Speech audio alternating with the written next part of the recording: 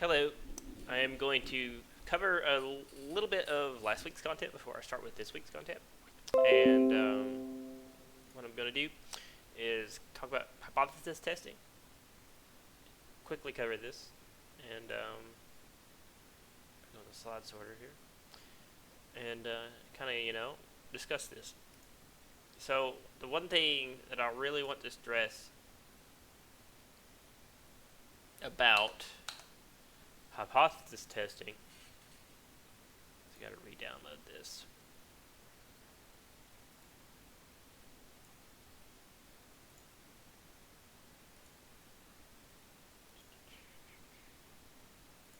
Go ahead and reopen this real quick. It's not letting me edit it.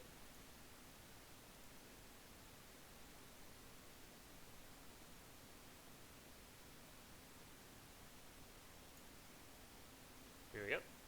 Enable editing, and we're good to go.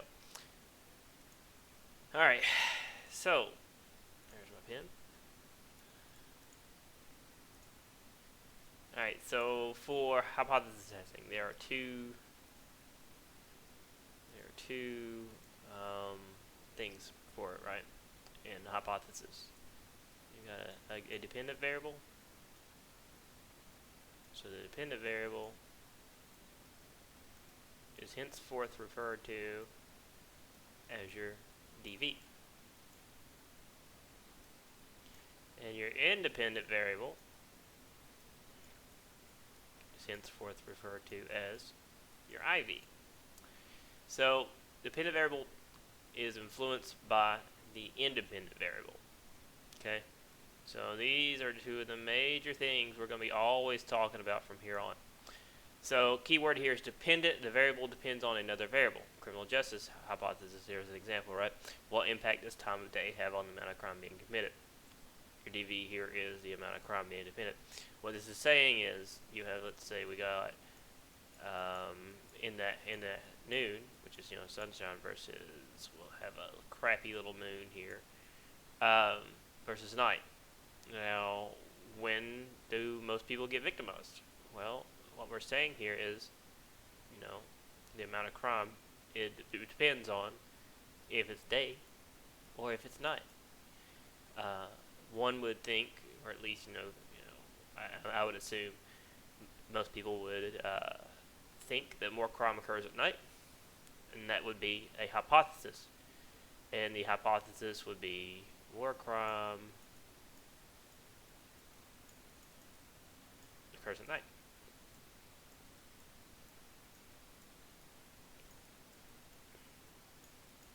So, with that being our hypothesis, let's break this down even more.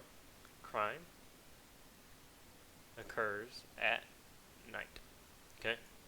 Or in other words, the time of day, which is, depends on the amount of crime. Crime increases depending on the time of day. Okay? So, non-criminal justice example here is, how does physical fitness impact body weight? And then here's your dv equals body weight. Okay? Body weight depends on your level of physical fitness, which is your independent variable. So the IV itself is to stand alone. Okay? It's not impacted by the dependent variable whatsoever. And so we're going back to the what impact does time of day have on the amount of crime being committed.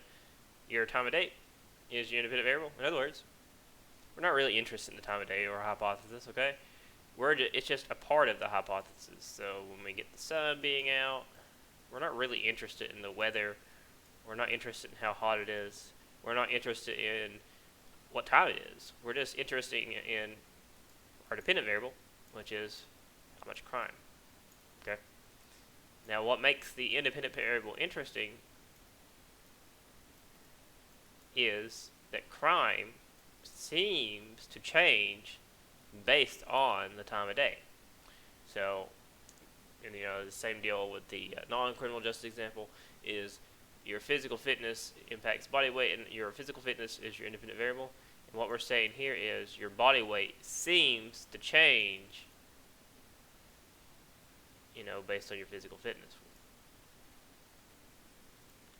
So your null hypothesis, and this is where people start getting caught up a little bit.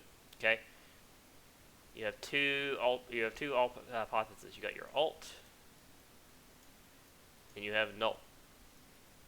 Okay, first, we're going to look at null. Okay, null essentially means nothing. It also means none. We can even say invalid.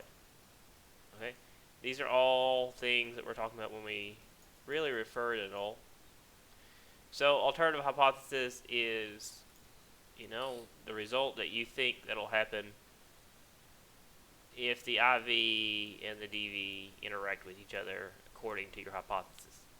So your alt here is publicly sanctioned executions increase, murder rates will decrease. This is your alt hypothesis.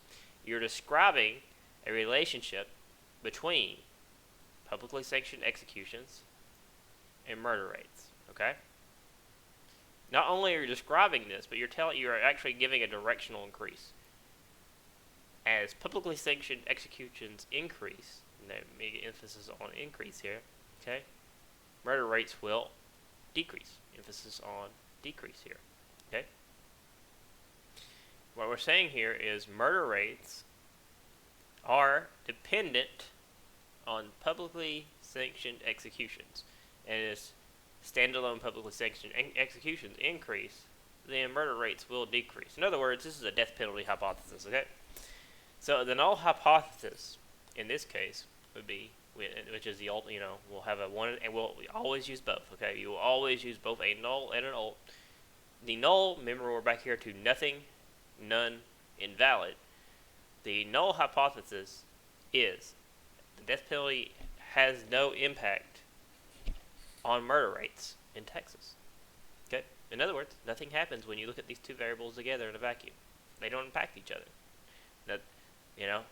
So the goal of testing for statistical statement is to reject null hypothesis.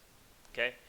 You want to reject null. In other words, you want to say this right here, I think I'm circling, is incorrect. This is what it means to reject null. This would be incorrect. Okay? So how do we actually say, oh, hey, the null hypothesis is incorrect? Well, we do that with p-values. And, last week when we did the t-test, we actually worked a little bit in p-values, okay? So this is a hypothesis that tests deterrence theory, and studies show no link between the presence or absence of death penalty and murder rates. And, the actual study itself, the actual, research does show, in Texas in particular, okay? If you have publicly sanctioned executions and you increase how many there are, like you just pop people, you put them on the electric chair for public to see, then you will see a decrease in violent crimes for about 3 to 4 months, and then they return to normal. And that's what the research shows out there. So it's a temporary change, but then it goes back to normal. So you're forming your hypothesis. Your hypothesis will be how your independent variable impacts your dependent variable. Okay? So any time that you have a hypothesis statement, your hypothesis statement will be my independent variable, my IV, influences my DV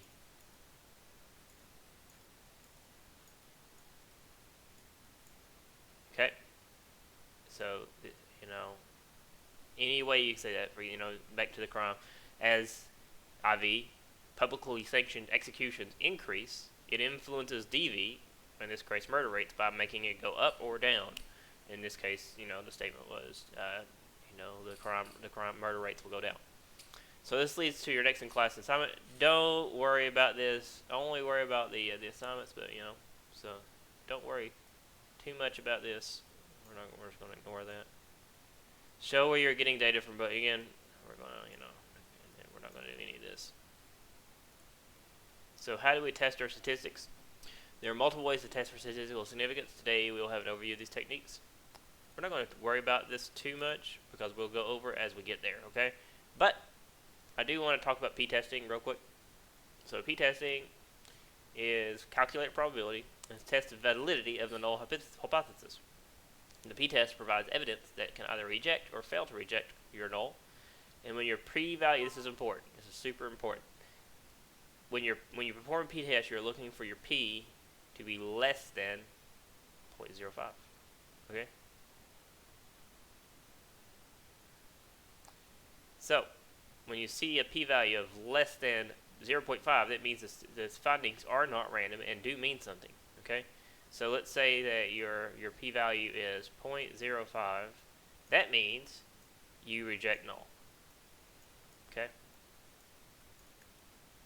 Now let's say that your p is equal to 0.03.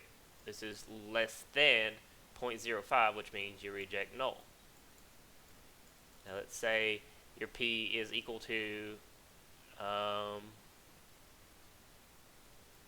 your p is equal to 0.06. You have to accept null, which means you see no differences based on your experimental hypothesis. Let's say your p is 0.1.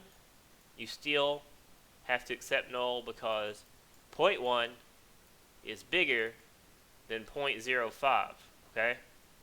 Do not get 0.01 and 0.5 confused with 0.05. 0.0 is a smaller number than 0.5. So make sure you don't get those confused.